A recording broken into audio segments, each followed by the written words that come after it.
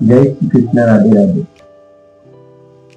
આજે અમે વાતો કરવા જઈ રહ્યા છીએ તિરુપતિ બાલાજી, જે ભારતમાં આવેલું આંધ્રપ્રદેશ રાજ્ય, જ્યાં તિરુપતિ બાલાજી ભગવાનનું મંદિર આવેલું છે. તેના દર્શન કરવા જઈ રહ્યા છીએ. તો આમ તો જીવનમાં જોવું બી જરૂરી છે, ફરવું બી જરૂરી છે અને તીર્થયાત્રા કરવી બી જરૂરી છે. તો એમના દર્શન કરવાનો એક લાવો મળે છે, તો અમે જઈ રહ્યા છીએ. પરંતુ ખરેખર તિરુપતિ બાલાજી વિશે જો વાતો કરીએ તો ઘણી બધી વ્રત કથાઓ, દંત કથાઓ અને એમના જે પરચા, એ બધી બહુ ઊંડી વાતો છે. પરંતુ અમે જેટલું જાણીએ છીએ એટલી વાતો રજૂ કરીએ, બરોબર ને? તિરુપતિ બાલાજીના જે એક વિષ્ણુ અવતાર તરીકે કહેવામાં આવે છે. ખુદ ભગવાને ત્યાં જે વેંકટેશ્વર તરીકે પણ ઓળખાય, પૂજાય. ભગવાન એવું કરીને બધી વસ્તુ ચાલતી હતી ને, બ્રહ્મા પેલા ઋષિ બધા પેલું કરી પેલા શંકર ભગવાન જોડે ગયા, એટલે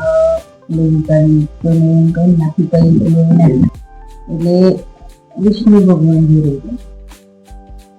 વિષ્ણુ ભગવાન જઈને વાર્તાલાપ પછી કર્યો. પેલા એમને જઈને કઈક બધી વાર્તા જો ખબરી ને ઋષિને ગયા હતા ને, એમને જઈને વિષ્ણુ ભગવાન પ્રહાર કરે છે, લાખ મારી એટલે પછી જે એવું કરે ને તો એ પણ ભગવાન એવી ના થાય, ભગવાનને તો ગુસ્સો ના આવે, શાંત રહે. અને શાંત રહીને પાછા એના જે આપણને તો કોક પેલી કરે તો આપણને ભગવાનને ગુસ્સો ના કરે, ગુસ્સો ના કરે, ઉભા ના થાય. ઉભા થઈને ઋષિના ઉપરથી એમ કીધું કે તમે મને લાત મારી, તમને પગમ ભાગી તો નથી ને? એમને ના પગનો સ્પર્શ કરી અને પંપાર્યા કરીને હારી લેવો જોઈને ઋષિમુનિએ તો જે ગુસ્સો હતો પેલો હતો ને બદલે એમને ભાવથી તો માફી માંગી અને પાછા પેલું કરીને પ્રચાર કરતા ગયા. કરીને કૃષ્ણ ભગવાનથી વિશેષ કોઈ એવું ભગવાન નહીં જે બધું અંદર સંગ્રહ કરી રાખે અને બધું સહન કરી શકે એવા તમે વિષ્ણુ ભગવાન જ છે. ગુસ્સો ના કરે કહેવાય. એટલું બધું કરે ને ગુસ્સો ના કરે.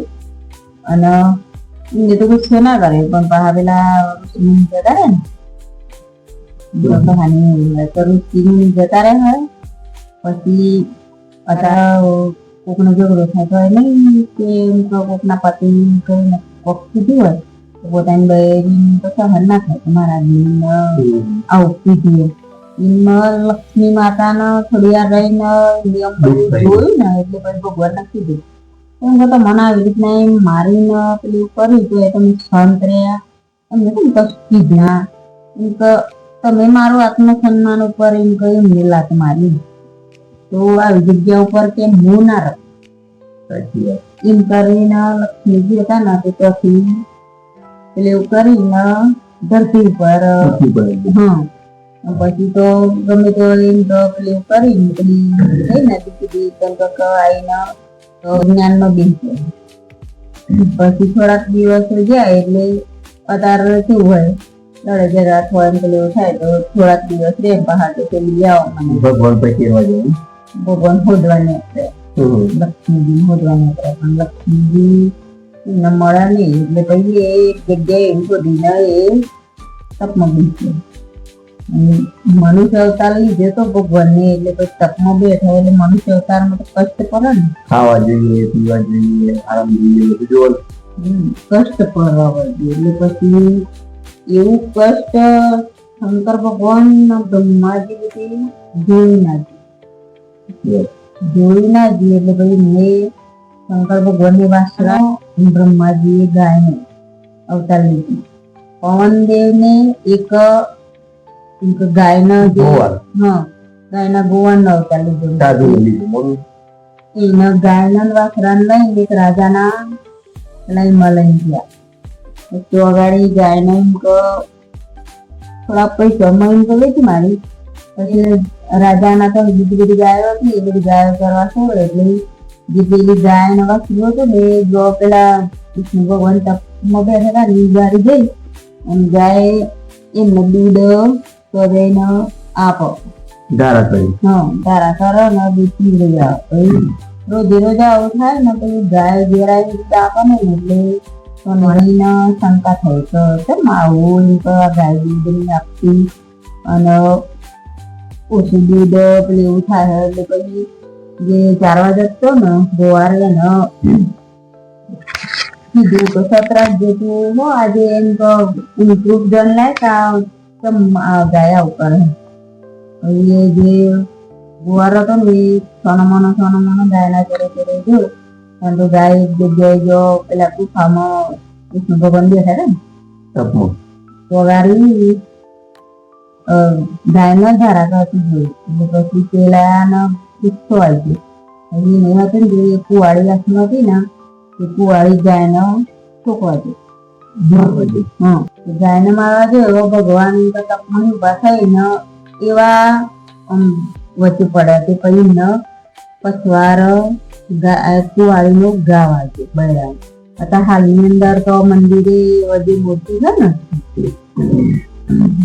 તો તિરુપતિ બાલાજી એ મૂર્તિના જે પાછળનો ભાગ ખરો ને તો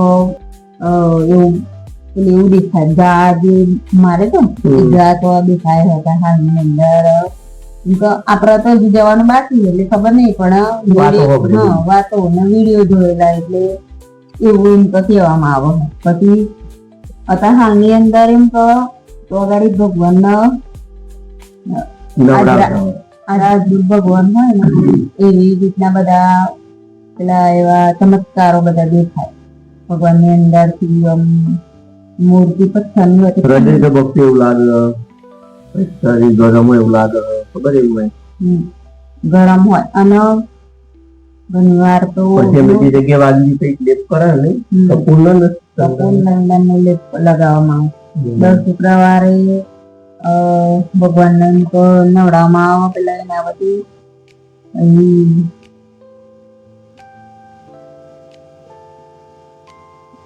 જયારે એમ તો બધાનો આશ્ચર્ય જેવું લાગે કે આ બધું કરી થતું હોય.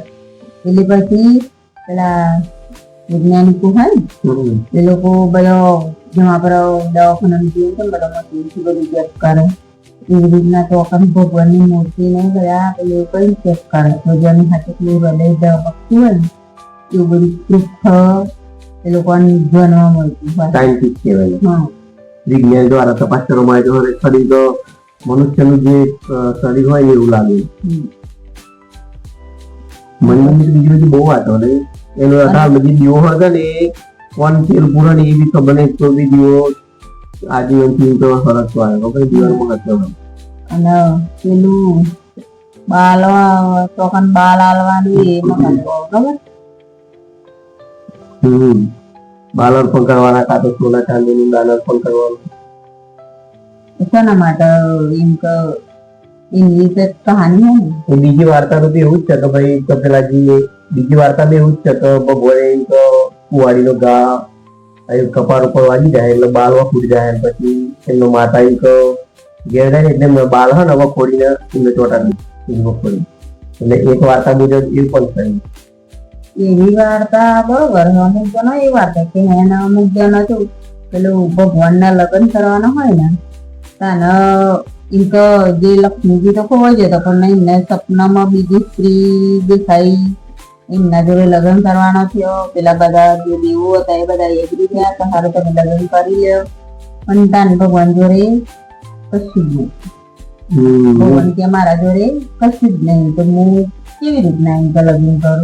તાને પછી જે કુબેર ભંડાર એમને બધું એમ પૈસાનું ને બધું લોન એમને લગ્ન કરવા માટે તો ઉધાર આલી ઘણા ઉધાર તો આલી પણ કે હવે જ્વાલાજીમાં આ બધું ચૂકવું નહીં ને જ્વાલાજીમાં પૃથ્વી ઉપર રહી લે સાચી વાત.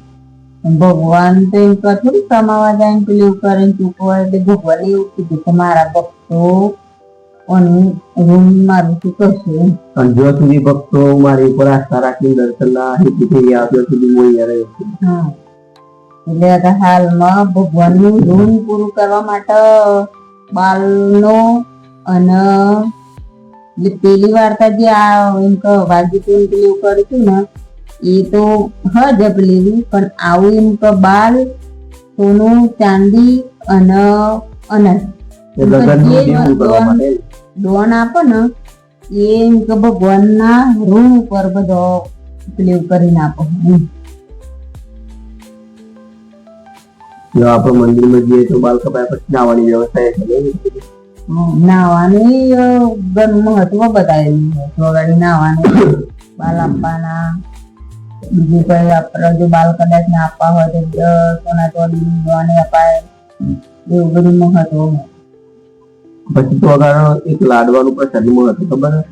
એ લાડવા આપણે અહીંયાથી જઈએ ને એટલે તો પ્રસાદ તરીકે આપણે લઈએ અથવા તો આપતા હોય તો એ લાડવા એ ગોમમાંથી આવે. એ ગોમ ચો હોય ને એ કોઈને ખબર નહીં. ગોમનું મહત્વ જોરદાર છે. એ લાડવા અને એ હરખામાં આપવા હોય એવું ને કે નાના મોટી વજનમાં એક જ હરખામાં આપવાના લાડવા. વજન એ સરખું હોય. ભગવાનનું તો સ્વર્ગ જ કહેવાય એક પ્રકારનું.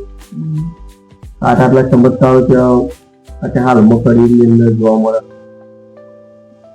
પછી તો અગાડી આપણે જમવા માટે આપણે અહીંયા થાળી હોય તો અગાડી આપણે પેલું ખબર કેરનું પોદું હોય ખબર? એ પોદામાં આપણે તો જમવા મળે થાળીની અંદર નહીં. અને એ બી 24 કલાકે ભોજનાલય ચાલે. 24 કલાકે ભોજનાલય ચાલે.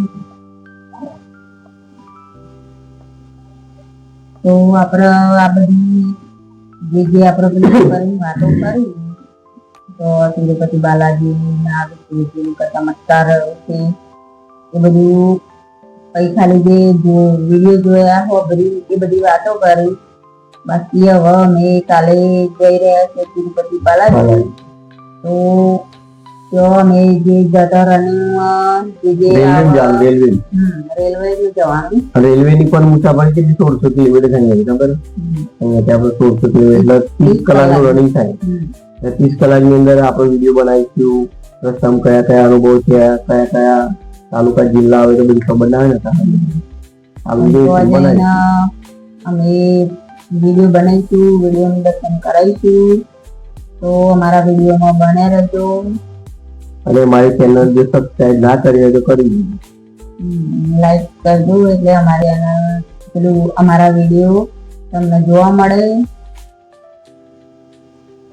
બરોબર ને? લાઈક શેર ને સબસ્ક્રાઇબ કરજો એટલે તમને મારો વિડીયો તિરુપતિ બાલાજી જય પાસા જોવા મળે. જય શ્રી કૃષ્ણ. રાધે રાધે. તિરુપતિ બાલાજી की जय, वेंकटेश्वर भगवान की जय।